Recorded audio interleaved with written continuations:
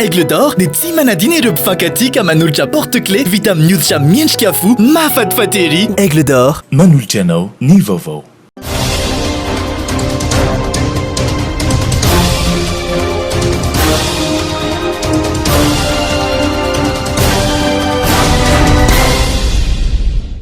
Faly manolotra ny araba ho anao any tokantrano indray amin'ny ity ariva ity ary manasanao anaraka ny vaovao hatramin'ny farany. Anisan'ny foto-drafitrasa ny tondra takatra tao aorian'ny fandalovan'ny rivo-doza Batsiray ny tetezana Ambalavao izay napitsoka olona sy entana maro tao an-toerana noho ny ezaky ny fitondram-panjakana nefa dia vita io tetezana io amin'izao fotoana izao. Andeha arahintsika ny tadi-baovao izay entin'ny Vola Ravoavy sy Tsirakotoarson. Vita ny tetezana ao iarintsena Ambalavao rehefa tapaka vokatra ny fandalovan'ny Batsiray. Anioatra ny tetezana ny rano ka nirodana tanteraka ny ilany amin'ny fivoahana amin'ny refy 9 metatra Pambele no vahaolana. Ity fahasimban'ny ity moa dia nitarika fatapatapahan'ny lalam-pirenena ary maro ireo olona sy entana tavela teo efa andro maromaro. Teny bitroko zay vao nafantatra hoe tapaka. Programa Antananarivo ny korontana daholo. Mety 400,000 ariary ngamba. Vidina ina sao zay? Location tokony natao. Fa natonganay nandeha zany hoe ho vitandroany koa le lalana. Niteraka fahasahiranana ho an'ny vahoaka zany ary ny antony famatsiana ireo entana ilain'ny vahoaka andavanandro.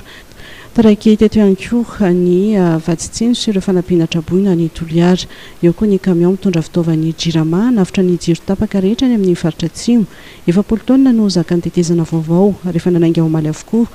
ireo tao aorian'ny fisokafan'ny lalana izay natrehan'ny Flo Andra Rajoelina. Rehetrarehetra zany fa mifatapahan'ny ty pont ty dia miteraka fahasaranana be ho an'ny vahoaka. Indrindra moa zany fa mifamatsiny an'ireo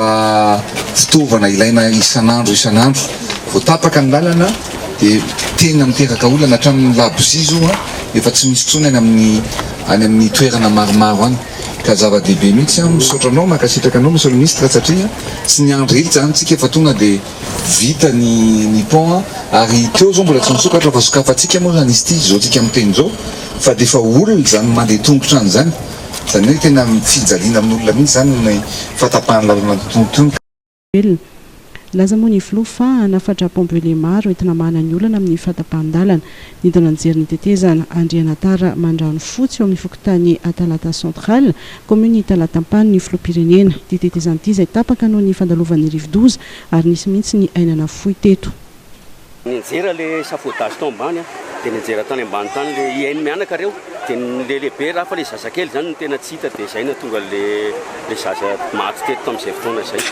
Nanome toromarika amin'ny tanaingana ny tetezana Andrianatara Mandrano Fotsy ny Filoham-pirenena tsy natao zanak'ela hafa fa nahazo ny anjara fanampiana ihany koa ny vahoaka tao Ambalavao. Tapaka avokoa ny tetezana aty amin'ny distrika izay mampitohy ny commune maromaro. Potika tanteraka 20 isanjato ny any ambanivohitra ity distrika ity. Mijaly ny vahoaka amin'ny vidim-pianana. Fantatra fa andefa vary mora amidy arivo ariary ny kilao isaky ny fokontany ao Ambalavao ny fitondram-panjakana. Isy ihany koa ny hetsika fanamboarana toeram-pidiovana. Eo ihany koa ny fanaovana kopia faobe mamaimpoana. Nijery ny fanamboarana ny centre culturel et pédagogique izay fanatomboka ao amin'ny cathédrale Ambositany ny Filoham-pirenena. Nandritra izany no nisaorany Filoham-pirenena ny fiangonana katolika izay manampy ary akaiky ny vahoaka. Tsy tokony isy minisitra mipetraka ao Antananarivo fa tokony hidina kianja ifandrimbona amin'ireo tompon'andraikitra ifotony io no nambaran'ny Filoham-pirenena nandritra ny fandalovany tao Ambalavao Fianaratsoa manoloana ny tokony hanarenana ny fahasimbana vokatry ny fandalovan'ny rivo-doza Batsiray. Ny andindiny momba izay no andeha arahintsika Vola Ravoavy sy Tsirakotoarson. Mitaky ny fiantanan'ny mpikambana ao anatin'ny gouvernemanta rehetra amin'ny fanarenana ny simba atao riny ny fandalovan'ny rivo-doza Batsiray ny Filoham-pirenena. Nambarana nandritra ny fandalovany tao Ambalavao Fianaratsoa fa tsy tokony isy minisitra mipetraka ao Antananarivo ary hidina kianja avokoa ifandrimbona amin'ireo tompon'andraikitra ifotony. Ny Zuma tsisy minisitra mipetraka atsony ao Antananarivo fa samy mandray andraikitra daholo ny minisitra koditra rehetrarehetra mipetraka milasika mihitsy manerana ny nosy ary mifanampy amin'ny fomba hanarenana aingana ny zavatra rehetrarehetra zay tokony ho atao. Nampisehony modely hoe midina aty fa mihitsy moa ireo ministra efa zay volontaire dia fa tsy maintsy midina daholo ministra rehetrarehetra mametraka tsika lamin'asa mametraka ny coordination ahoana tsisy akiandriandro fa tia misy azo tokony vidiny, ito misy tolona tokony ho atao, ito misy lalana tokony ho arenina, tonga de débloquena ny vola ao anatin'ny hitsiny sy ny rariny, tsy misy mifanararotana amjenany vahoaka zany la minasa ataotsika. Za tsy tia hita mihitsy hoe afaka roa volana telo volana de mbola tsy miarina ny sekoly, tsy ekeny zany. Zay moa madame ministre hoe fa niteny mihitsy hoe manomboka amin'ny herinandro koa zany zay no fivorinana ataonay tao dia andeha aty amin'ny faritra Matsiatra ambony, any amin'ny faritra Vadivavy, any amin'ny faritra Fidovonany, ijery ny anarenana ireo sekoly rehetrarehetra, tsy maintsy arenina farak'izay aingana. Ny faritra maro amin'ny ilany atsimo Nosy no tena nitondra takaitra tamin'ny fandalovany rivo-doza Ambatsiray, Vadivavy, Fidovonany, Atsimo Andrefana, Matsiatra ambony, Anosy, Atsimo Atsinanana.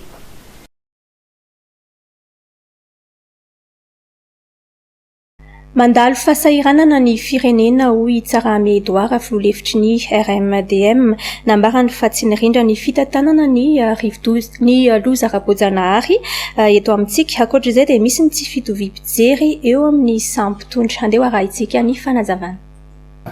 Ny tsara fiomanana ho izy tsy tapohan'ny loza ka tsy haiko hoe mitombona ve zay teny zay eto amintsika sa tsy mitombona. Anjarany zareo ny mamaly azy fa ny zavatra noentin'ity Batsuray ity zany no tena tiako teneniny raha ny communication nataon'ny fitondram-panjakana, communication ny affaiblir an'ilay vahoaka fa tsy nampatanjaka le sain'ny vahoaka malagasy, anika lasa tsy nanana zay fiery zavatra rehetrarehetra ny fitondram-panjakana zay zany le vahoaka, lasa nisy vilana zany nandraisan'ny olona anazy, lasa hoe fampitahorany zavatra tsy mitombony ohatra aty ohatra ary zao hoe satria tena tsotra zay zavatra nyresahan'ny fitondram-panjakana. Ka io zany rehefa resaka loza zany tsy misy olo maniry loza ho an'ny mpiray-tanindrazana aminy, fa kosa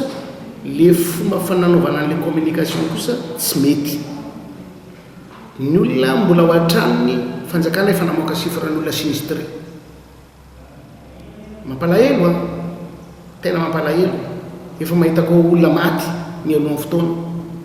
Ka mba tsy ho izay re ny fomba ifanentanantsika eto fa manjary mampalemy an'ireo olona tokony hiohitra amin'ny fiainany, olona tokony mba hijoro amin'ny fiainany, lasa malemy noho ny fomba nametrana ny communication tamin'ny fotoana. Zay zany tena hitako hoe tsy manana ny fahavononana fa tahaka ny hoe manao chiffre hitadiavam-bola zany fanjakana fa tsy manao zavatra hiatrehana ny loza. Eto Madagasikara ireo manam-pahaizana mandrafitra ny ekipan'ny vondrona Europeana hanampy ny fitondram-panjakana sy andrindra izay paikady entina narenana ny fiainan'ireo malagasy izay voakasiky ny rivo-doza Anasy Batsiray. Itety ijery akaiky ny voka-dratsin'ireo andro ratsy amin'ireo faritra 5 izay tena voamafy izy ireo mialohan'ny hamoana fanampina hamalina ny filan'ireo mponina any an-toerana. Andeha arahintsika ny fanadiadian'ny Lova Ramanantso.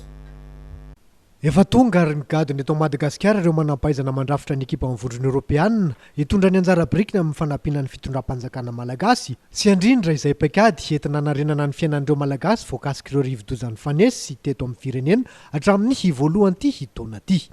Hiteto ireo faritra 12 tena voakasiky ny rivo-doza Anasy Batsiray izy ireo hanao tombana ny zava-misy marina ahafahana mamaly ny filan'ireo mponina, ny faritra Vadivavy, Fidovonany ary Atsimo Atsinanana no tena voamafy ary ao anaty filana avokoa ny valopolo-isan-jato ny mponina ao an-toerana.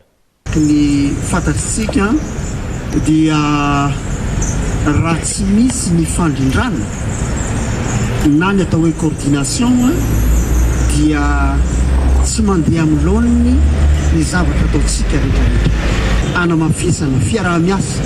fa eto dia tiako ny mitsipika fa itsika malagasy mitombotra ndraika voalohany amin'izany fandrindrana izany fa zareo kosa dia manaraka ny zavatra izay apetrakantsika. Ny faharoa raha hitentsika inona ny zavatra filana voalohany. Ny filana amin'izao fotoana izao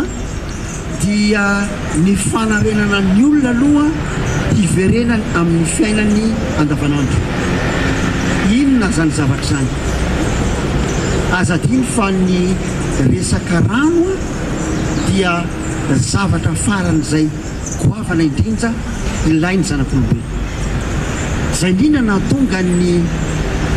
reto avatsika Union Européenne, anisan'izany la France araka ny voalaza teo, anisan'izany ny avy any Allemagne,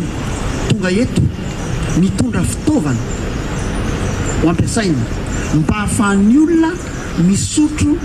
ny rano madio. Tsy lavitra koatran'izay koa ny fanomezana sakafo andreo olona reo satria simba tanteraka ny atao hoe fananana eo am-pelantanany tsy misy nomanina. Ivondronan'ny Frantsay sy Allemana ty délégation-ny vondrona Europianina hitetireo faritra vomafy reto. Aritra herinandro maromaro ny fitetezam-paritra ataon'ity délégation-ny vondrona Europianina ity amin'ireo faritra 5 ahafahany mandritra ny ezaka ho toto-tsaina ary ahafahana mamoaka ao anaty fotoana fohy ny fanampiana ilain'ireo olona tokony hisitraka izany. Araka ny tarehimarika farany navoakan'ny BNGRC dia mahatratra 2.20 hatreto ireo namony ainy, 5.100 sy 2.4 sy 1 hetsy ireo trabona mitsinjara amina tokantrano, 4.703 sy 4 alina, 7.703 sy 9 alina kosa ireo voaterina afindra toerana. Amin'ireo toerana fandraisana trabona vonjomaika misa 7.20, 8.707 ny trano simba tanteraka, 4.702 ireo simba, raha toka 8.709 kosa tototry ny rano.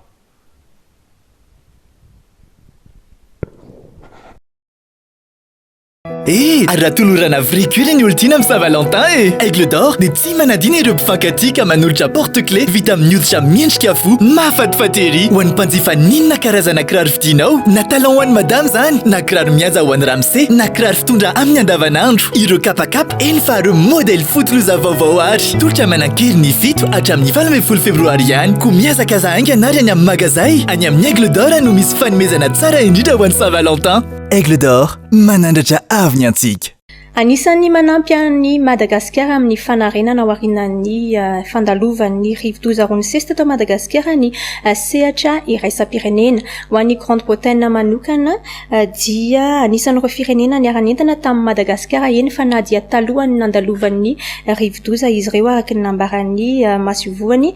David Ashley. Andeha arahintsika ny fanazavana eo amin'ny sariny Tsiry Rakotoarson. Tsy mamelirereny Madagasikara ny sehatra raisam-pirenena atao reny rivo-doza anasy Batsiray. Ho an'ny Grande-Bretagne manokana nambaran'ny masiovoany David Ashley fa ny alohan'ny fiavian'ny rivo-doza Batsiray dia efa nanolotanana ny Madagasikara izy ireo. Mitetsina $10,000 ny vola noentsy ny Grande-Bretagne ao fanampianan'ny Madagasikara tamin'ny fiomanana amin'ny fidiran'ny rivo-doza Batsiray ary mbola von'ny Grande-Bretagne ny tondra fanohanana amin'ny fanarenana miaraka amin'ny firenena mikambana. Nous avons déjà décidé de soutenir l'appel de Croix-Rouge et des Nations Unies. On peut ajouter les détails après, mais on a déjà prêt de soutenir ça avec nos partenaires internationaux et les systèmes des Nations Unies. Grande-Bretagne dia anisan'ireo firenena ihany koa mandray anjara mavetrika amin'ny ady amin'ny fiovaovan'ny toetrandro. $100 no entin'ity firenen'ity anatanterana tetika asa samihafa ho fiarovana ny tontolo iainana eto Afrika ary misitraka izany Madagasikara araka nambarany masiovoany Grande-Bretagne David Ashley. Ça c'est le 100 millions de dollars. C'est un projet pour soutenir le reboisement et les forêts d'Afrique. Une partie de ça sera à Madagascar. Ça a déjà commencé. Il sera être mené par les organisations britanniques, le Kew Gardens et Darrell, mais aussi ensemble avec les organisations comme Madagascar Vocase et tout ça. Ils vont travailler dans 9 aires protégées à travers Madagascar pour protéger la biodiversité et pour lutter contre le réchauffement climatique. Ce projet a déjà lancé, mais en fait, ça va durer longtemps, au moins 6 ans. Ça veut dire que c'est un projet de longue durée. Lafitresaka araka ny namarany masevoan'ny Grande-Bretagne ny ady amin'ny fiovavan'ny toetrandro izay mitarika loza ara-bojanahary mahery vaika ankehitriny. Totosa soma tsara androany ny fanolorana fanampiana ho an'ireo zandary sy ny fianakavian'ny Trabona vokatry ny fandalovan'ny rivo-doza Abatsiray tao ranomafana izay nataon'ny COMGN sy ireo mpiaradia aminy. Mbola itohany amin'ireo faritra hafa izay nahazo takatra vokatry ny fandalovan'ny rivo-doza Abatsiray moa izy ireo. Andeha hoarahintsika ny tati-baovao. Ankehitriny moa zany tsika hita atao amin'ny kompanian'ny ranomafana, kompanian'ny gendarmerie izay anisany voakasika tamin'iny cyclone Batsiray dia tonga eto ny tenanay zany miaraka amin'reto mpiara-miasa reto manao ny tombana ny vokatry ny cyclone zany na eo amin'ny trano na eo amin'ny olona dia nararotina ny fotoana izay nandehanana teto mba nitondrana izay voatsirambin'ny tanana vokatry ny tolo-tanana nataon'ireo mpiara-miasa atao amin'ny gendarmerie ihany sy ny commandement ny eo amin'ny segy fa dia hita fa vomafy tokoa ny taty amin'ny faritra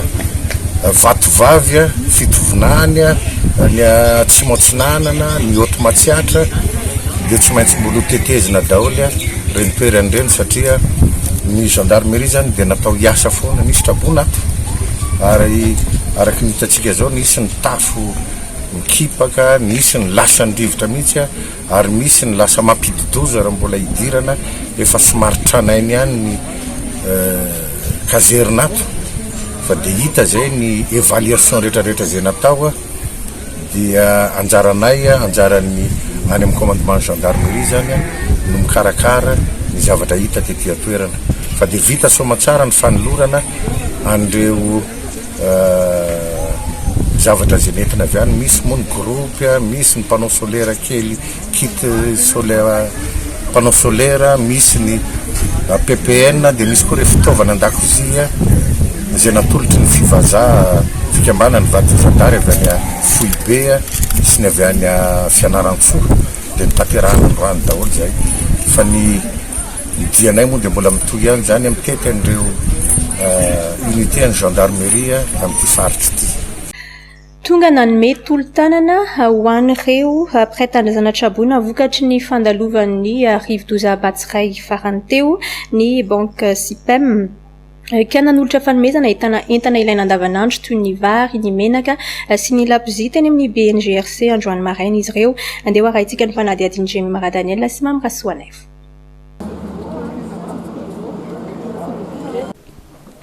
Vohikava mahatratra mbola mametraka izay soatoavina ny fihavanana ny fifanampiana ny fanehoana firaisankina izay ny banque SIPEM tsy nitazapotsiny izy ireo manoloana ny voina nanjoy ireo mpiray-tandrazana Traboina nandritra ny fandalovan'ilay rivo-doza Abatsiray farany teo ary nanolotra entana ilaina andavanandro ho an'ireo mponina Traboina izay ahitana vary, menaka, labozia izay natolotra izy ireo teny amin'ny BNGRC ny maraina teo.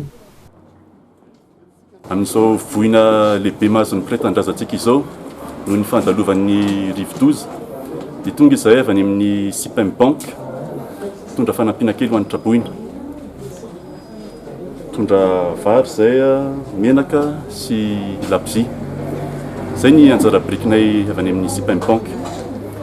Saza atao hoe ampy akory ireo fanampiana ataonay ireo fa mitondra zay kely vitanay zay dia misaotra zareo atao amin'ny BNGRC koa hizara an'ireo fanomezana ireo sady rarosoa sy mankahery ny Traboina rehetra. Nankasitraka izao fifanampiana ataon'ny SIPEM bankintsika izao ny teo anivon'ny BNGRC ka nanolotra mari-pakasitrahana azy ireo. Voalohany dia mankasitraka anareo amin'izao fietsika fandraisanareo andraikitra amin'ny zava-misy eto amin'ny firenena amin'izao ka dia ny tenanao hoe tsy ampy tsisy ny ampy fa ny fanampy no mahatonga ny fampiana. Zava-dehibe zany faharanam-pitsika malagasy ao anatin'ilay zava-misy atrehantsika amin'izao tsy kely ireo ary tena be tokoa dia teny azonay atao dia ho tonga somatsara ny amin'izay mila azy ireo zavatra ireo ary mahazo matokonareo fa tsy vilivily arak'izay aiay zay afaka koa zany tsy tena atsika zany zay manatitra reny tanina ihany hiara isala aminay koa anatin'izy raha hoe misy olona sotenanareo ny toerana dia mety afaka mijereo nakaiza le zavatra manara-maso misy tatitra foana ho ataonay any amin'ny haino manjery sy ny gazety momba an'ireo fanampin'ireo manome lanja izay resaka soatoavana sy fifanampiana izay moa ny banque CPM vao tamin'ny noely farany teo izy ireo no nanolotra fanomezana ireo zazatezaina ao amin'ny fikambanana Clair de Lune. Tsy ny lafy ny fanatanjahantena ihany no sany fiezama na ny fikambanany Herinizatovy Malagasy fa eo ihany koa ny lafy ny ara-tsosialy. Androany maraina ary dia tonga nanatitra fanohanana ho an'ireo mpiray-tanindrazana traboina teny amin'ny BNGRC ity fikambanana ity. Androany maraina andeha ho arahintsika ny tati-pavaoan'i Norbert Akotomalala. Nitondra ny anjara biriky ny hofanampiana ireo mpiray-tanindrazana traboina noho ny rivo-doja-batsiray ny fiezama fikambanany Herinizatovy Malagasy. Ny atsaromanana didy sy andraikitra ity fikambanana ara-panatanjahantena ity amin'izao vona mahazo ny mpiray-tanindrazana izao. Ny lafin'ny fahasalamana no nandraisan'izy ireo anjara ka androany izy ireo dia tonga nanatitra ary-vavaorona teny amin'ny BNGRC. Ny fiezama anatin'ny fitaizana ny tanora dia ao anatiny misy disiplinina 5 izy zao raha tamin'ny barao taloha izy nisy 70 mahery kely teo dia raha lany izay tamin'ny novembre 2018 dia nisy ny rindran-damina nataotao tetika asa vaovao fomba fiaina fiaraha-miaina fomba anaovana ny adidy sy ny karazany nisy refondation totale zany tao amin'ny zava-misy dia eritreritra izay anatin'ny fonamatra amin'ny fianakaviana misy adidy goavana izay tsy maintsy tokony atao dia fanomezan-tanana zany anatin'ny voninkazo mahatratra dia natsiaro zany izay fa tokony andray anjara amin'izao volana lehibe nandolovan'ny cyclone tetan'izao ka ny safidy izay ny tamin'ity nanao antsoavy zany ny barao foibe comité directeur hoe any discipline hoe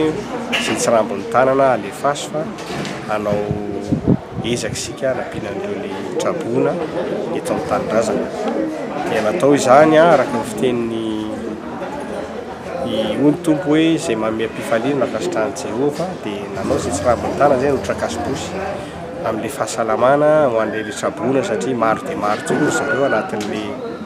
efitrano misy azy satria tsy maraka ny efitrano maro loatra ny traboina dia kasibosy no ny fidinay satria nininy natao rehefa tsy ao ny fahasalamana zava-poana nrehetrrehetra na fitadiavana na fanatanjahantena izay zahatrehetra atao zany. Nambaran'ny Front Nationalin'ny fiezama fa ezaka ny taranja tsirairay avy no nahafahana nanao izao fanampiana izao marina fa efa maherin'ny 50 ny taranjam-panatanjahantena misy eo anivon'ny fiezama. Nitondra fanazavana mikasika ny antotanisa voarainy eo anivon'ny BNGRC mikasika ireo traboina sy ireo olona namono ainy tao aorian'ny nandalovan'ny Batsiray indrindra fa any amin'ireo faritra tena voamafy nandalovana izany. Andeha ho arahintsika ny tati-pavao Andremy Maradaniel sy Mamy Rasoanaivo. Ny faritra fitovonany sy vatovavy no anisan'ny faritra be traboina indrindra taorian'ny fandalovan'ny Batsiray raha ny nambarany teo anivon'ny BNGRC. Tafiakatra 440 hatreto nisan'ireo olona voamarina namono ainy sy fantatra ary 75 sy ray alina sy ray hetsy kosa ireo traboina mbola mitohy kosa nefa ny fanady adinina mikasika izany. Totanisa farany voaray aloha hatreto zany hoe miovaovaraka ny ora sy ny fotoana izy io satria ezaka tsy tapaka ny atao BNGRC mifandray any amin'ny toerana nandalovan'ireo cyclone zay misy mpiara-miasa aminay koa dia isan'ireo tompona andraikitra Tsatsokajiny. Raha ny isan'ny maty efa azo ampelantanana zany ireo ataontsika hoe isan'ny maty izay azonay voamarina tsara hatramin'ny anarany sy mombamomba azy sy ny antony nahafaty azy dia hatreto zany nisan'ny maty 2 mbola mety mampalay fa mety mbola hiakatra izy satria mbola misy sy tomitapela-pitarana iny mombamomba an'ireo angomavoambony izay mbola mety misy eo an-dalam-pikaroana amin'izay zareo any toerana. Raha ny traboina dia mahatratra eo amin'ny 520 sy 2 arivo sy ray alina sy ray hetsy 112 115 dia ny nafindraterina zany am'ireo raiky amin'ny 700 sienal 60,991 zay no anisan'ny atotanisa voareto ampelantanana mariana fa efa miezaka ny secteur tsirairay zany mandray ny andraiky ny anatin'izao anatin'ny ataontsika ny réponse zany any amin'ny toerana voalaza nandalovan'ny cyclone reo amintsika amin'ny teny zao.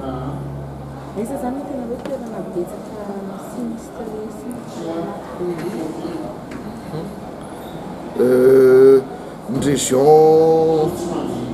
voakasiky izy ty aloha zany maromaro any fa ny tena anisan'ny hoe atotanisa mavesatra eto ambaninay masonay zao ohatra eto faritra vadivavy zao anisan'izany eo koa ny faritra fitovinany dia eo koa ny faritra zany hoe mbola miakatra moa le chiffre mety iovaova tsy teny aminareo ihany no alona ihany amarino fa anisan'ny faritra be traboina zany le voatoroko teo aloha teo. Mitohy-trano koa ny fanampiana ireo traboina ireo sy ny fanadihadiana ary ny fikarohana mikasika ireo trabony ka izay no mampiovaova ny tarehimarika ho an'ireo olona voamarina namoiny ainy sy nisan'ireo traboina. Na dia tsy nandalo teto Antananarivo aza i Batsiray dia mbola namela takatra ireo mponina ny fandalovan'ny ilay andro ratsy sy ny ana mbola misy ireo olona traboina tamin'ireny mbola mitoby eny amin'ireny trano fandraisana traboina ireny vokatry ny fisian'ny rano ao an-tranony eo ihany koa ny trano izay mirodana ary ny tranon'izy ireo izay ahina mbola hiteraka loza andeha raha itsika ny fanadihadiana momba izay Jimmy Maradanela sy Mamrasoanay. Ho an'ny eto amin'ny toerana fandraisana trabona kianja mitafina koron-drano izay nandray ireo trabona avy amin'ny fokotany misy 5 atao anatin'ny boriboritany fahatelo dia mbola misy 320 ny tokantrano ahitana olona misy 700 no mbola raisi-tanana eto an-toerana amin'izao. Ao ireo rava-trano, ao ireo mitongilana tanteraka ny trano fonenany ka tsy afaka hipetrahana raha tsy misy ny fanamboarana. Ao ihany koa ireo mbola misy rano ny tranony. Nisy mihitsy ny fidinana ifotony nataon'ireo tompon'andraikitra nanamarina izany tranga izany ny talata teo raha ny fampitambavao. Ho an'ity renim-pianakaviana ity dia mbola misy rano ny tokotaniny sy ny ao an-tranony. Mbola misy kely efa ny ao an-trano efa mamotamota fa ny tokotany sisa misy. Tokotany zany mbola tena zany fa ny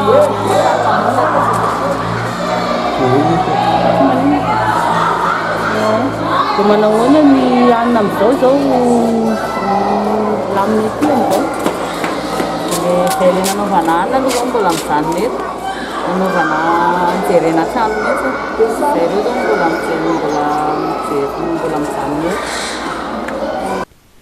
Ny teo anivon'ny BNGRC tsy akilany manentana trano ireo afaka mamonjy ny trano fonenany mba hiverina ankoatra ireo mbola manana olana amin'izany. Io zany ohatra mbola misy efa manao système de ohatra hoe fanetanana ny olona hiverina ny tranony amin'izay zay afaka mody fa ny tena tsy afaka zany tsy maintsy mbola jery satria ohatra hoe glissement de terrain reo zao somary sarotsarotra reo fa ny afaka mody moa zany dia efa hitanina lalandava hiverina ny tokantranony fa kosa jerena tsara ny mombamomba ny tranony satria sao dia sanatria izy mody ka mijeranay ny tranony tombony loso zay zany zava-misy raha miasa amin'ny secteur rehetra moa zany io fa tsy hoe DGC fa misy secteur habitat miara-miasa anatin'izay. Nanomboka omaly moa dia vary manta no nozaraina ireo trabona raha toa ka sakafo masaka no nozaraina teo aloha. Mampikaiky ny mponina ao amin'ny boriboritany fahadim ny fiakaran'ny etratrano noho izany dia nidina ifotony ny tompon'andraikitra isatsokajiny nijery fotony izany niaraka tamin'izy ireo sy ny fandinika tamin'izy ireo ka natomboka tetsy Ambatomainty ny fitsidiana fanadihadiana avy hatrany. Anarivo ny ireo fitarenana voray momba ny fiakaran'ny etratrano tetsy amin'ny boriboritany fahadim malonzany indrindra dia nidina ifotony ireo tompon'andraikitra isantsokajiny sy fampidinika amin'ny mponina mikasika ny fitarenan'izy ireo tetsy Ambatomainty no nanombohany izany ka tokantrano 570 misandrahaka amin'ny secteur 1/10 no ezahana hotsidiana. Ny fidinana ifotony androany dia mahakasika ny fitarenan'ny mponina zany mikasika ny etratrano na ny FPB zany rehefa nozaraina ny avis d'imposition dia nisy tamin'ireo mponina zany a nitaraina hoe niakatra ny etratrano dangana be ny etratrano dia nanapa-kevitra zahay zany a niteny tamin'ny mponina hoe mila ataonareo atsoratra ny fitarainanareo dia androany zany a ny fidinana ifotony iarahana amin'ny androm-panjakana ACDDED zany sy ny commune urbaine Antananarivo ny équipe-ny DRF zany hoe ny direction ressources financières ary ny gouvernance izay anatyady iverina ijery fotony kapaka zany any reo fitarainan'ireo. Ao anatin'ny fanadihadiana tanteraka ireo teknisiana amin'izao fotoan'izao aorin'izay vao isany fanapa-kevitra ho raisina anjarany be ny tanàna mandray fanapa-kevitra farany aorianan'ity fidinana ifotony ity satria ny fanadihadiana no mamaritra an'izay zany hoe mbola tsy fantatritsika zany satria eo ny teknisiana izay iverina jery ny ny trano tsirairay dia eo koa zahay zany izay moa manara-maso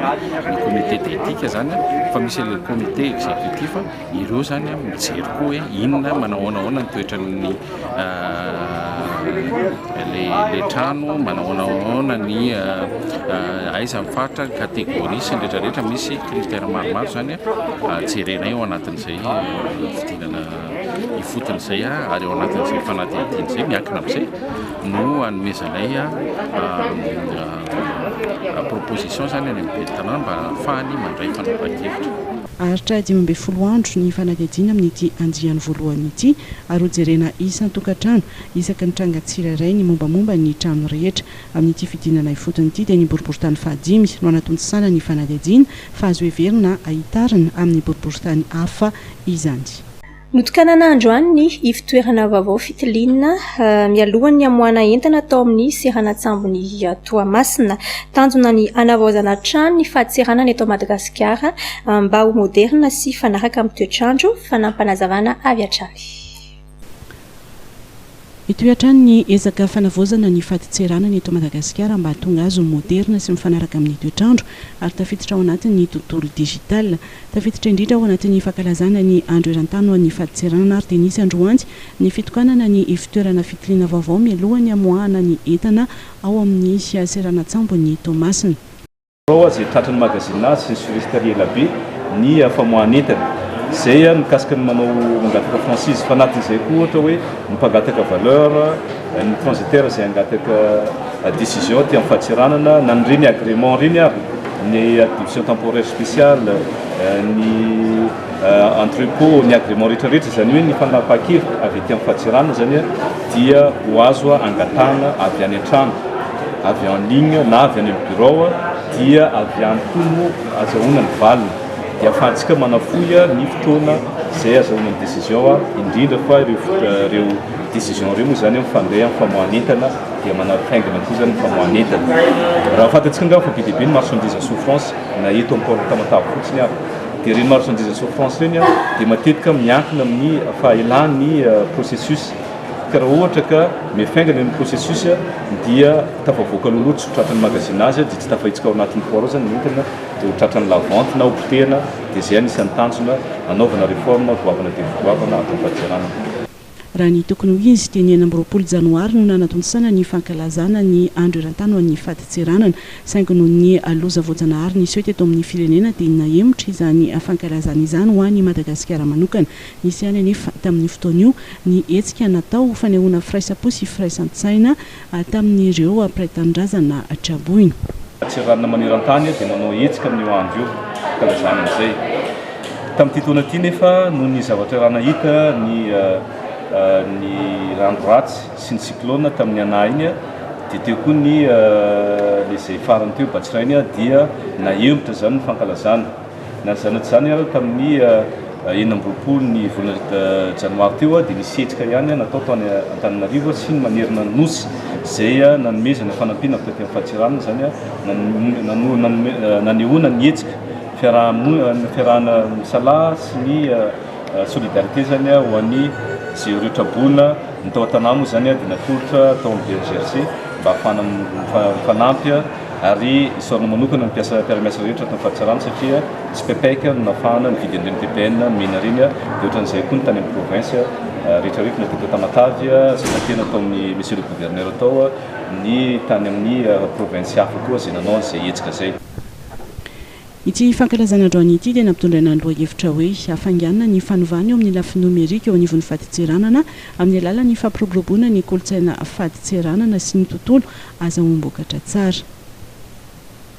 Nanomboka tany amin'ny taona 2024 tany dia efa nisy ny hetsika fanavaozana ny faditseranana eto Madagasikara indrindra fa tao amin'ny Seranatsambony Toamasina manodidina ny 30 eo no teboka asipanatsarana sy asipanavaozana hatramin'ny taona 2024. Raha ny fanazavany tale général ny faditseranana dia ny sehatra ny nomerika no tena ifatohany izay fanavaozana izay. Raika amin'ny 30 ny programme de modernisation amin'ny faditserana no tanterana anatin'ny efatra taona nanomboka tamin'ny taona 2024 iny dia oeritreretina ho vita amin'ny taona 2024 amin'ny taona ho avy ary ireo raika amin'ny 30 ireo dia efa andalana mpavitana andalana mpanaovana doly ny sasany amin'izy io efa andalana mpavitana ny sasany amin'izy io efa vita ary ny sasany dia efa mandroso dia mandroso ny fanatanterana anazy fa dia manova endrika tanteraka ny fomba fiasa atao amin'ny faditseranana sy ny fomba ahafana miasa koa manatsara anatsarana mivokatra anatsarana ny fampidiram-bolam-panjakana anafianganana famohanentana eto amin'ny faditseranana. Eo amin'ny lafim-baovao hafa mihitsy tsy matahotra ny atrika fitsarana Andriamatoa Jean-Nérina Rafanomezantsoa filohan'ny Afary Malagasy mahalala ny asany ary mahaizany tsara ny fitsarana ary tsy tokony hitsabaka ny solombavambahoaka hoy ny filohan'ny Afary Malagasy. Andeha raha itsika ny fanazavana. Ny tiako lehibe ambara aloha dia hoe adidy sy andraikitry ny mpitandro filaminana mampiantso ary tsika tantandalana zoa zany fa ny androany dia mbola mikasika foana ny fitorian'ny député Rosy sy ny ana sy ny mpanao gazety ery lalandrenay vao mampalahelo fotsiny dia amin'ny 1 sy 10 vao mahazo fihitsoana appel téléphonique hoe hiakatra différement fifamiandreny amin'ny tribunal mipitory dia ohatrany tonga ilay izy dia sady mahasorena no ohatrany manivaiva satria ny heverinay fa tsy rarana zany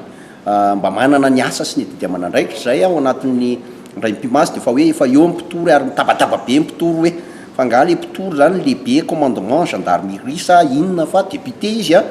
ny heverinay fa tsy tokony tonga amin'izany fanapara-pahefana zany fa zava-dehibe dia ny hoe tokony najaina ro voa normal dia ny fihetsonana ny fampilazana anay amina ora meloa.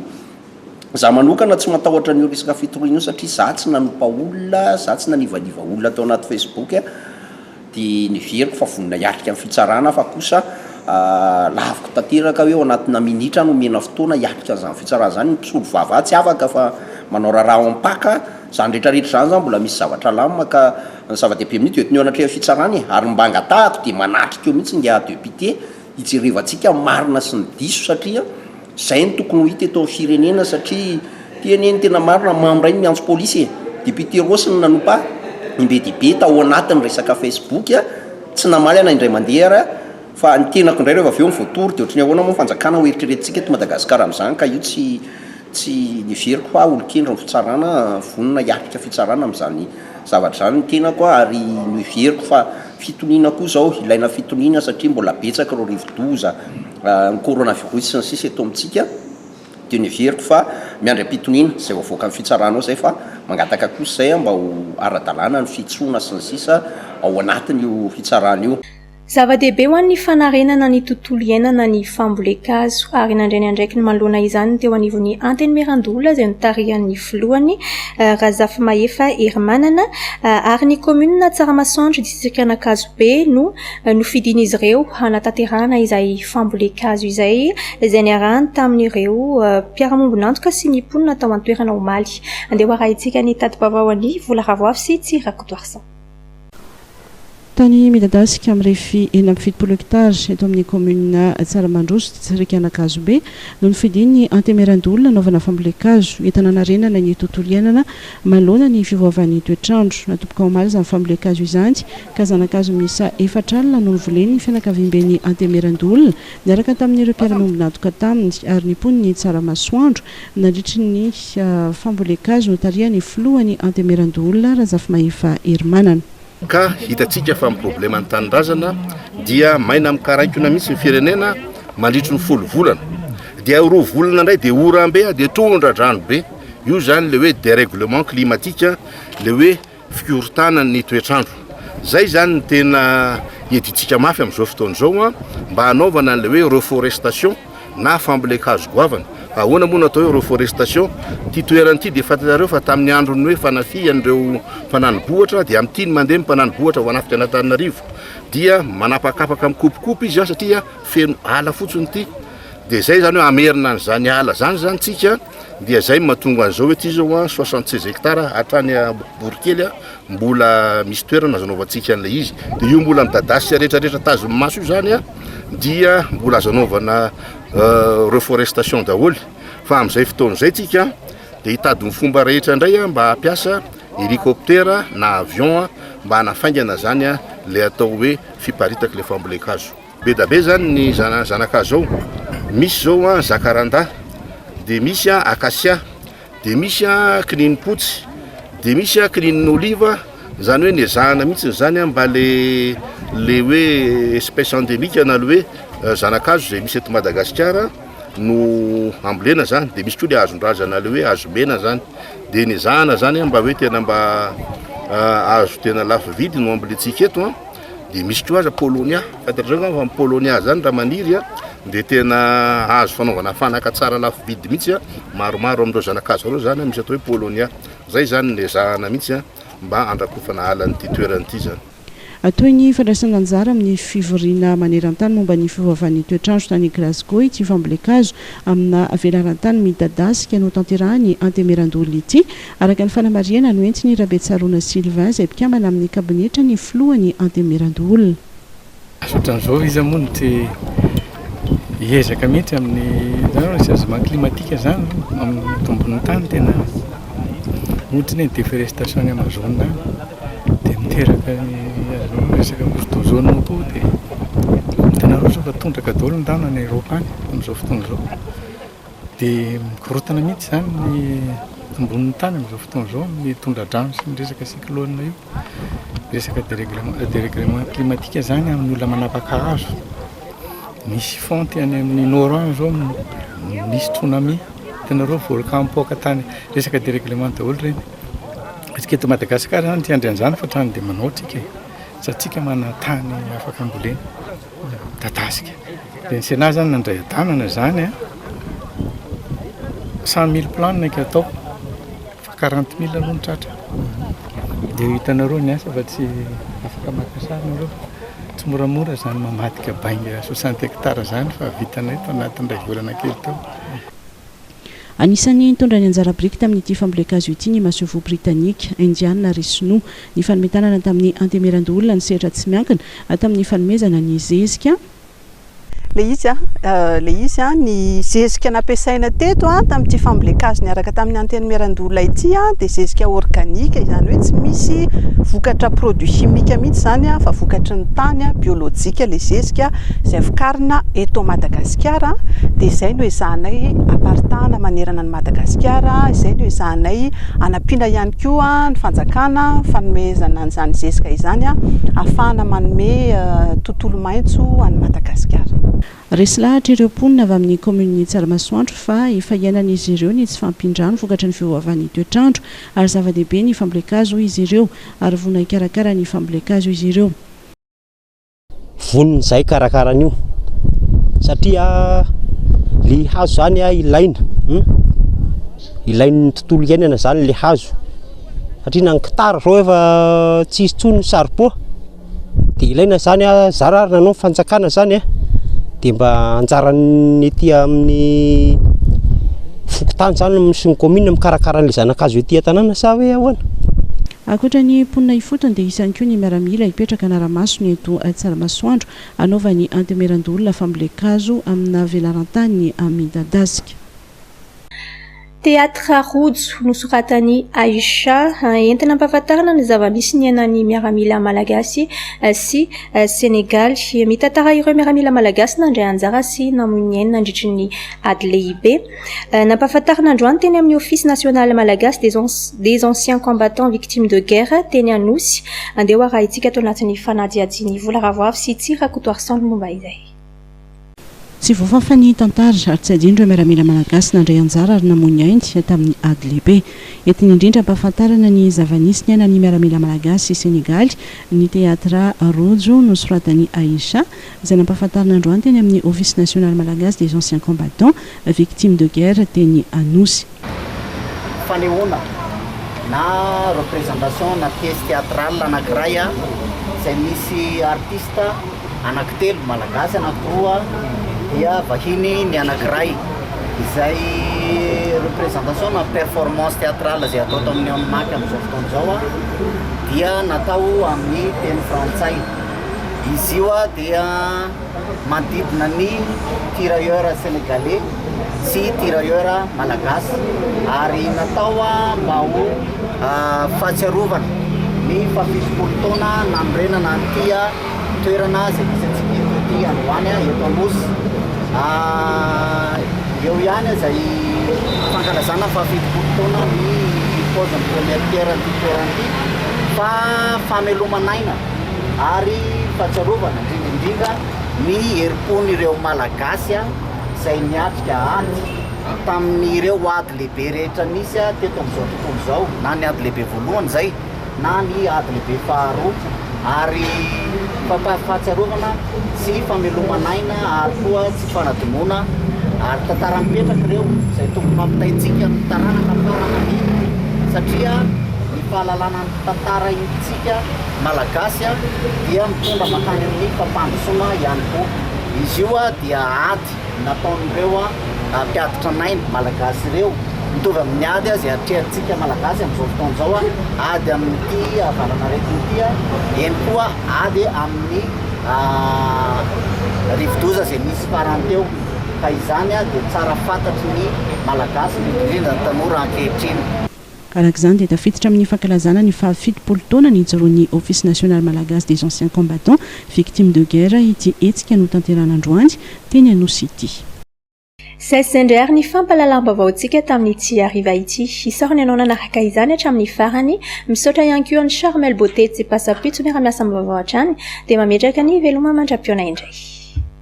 Aigle d'or dia tsy manadina ireo mpifankatia ka manolotra porte-clé vita amin'ny hoditra miendrika fo mahafatifaty ery. Aigle d'or nanolotra anao teo ny vaovao.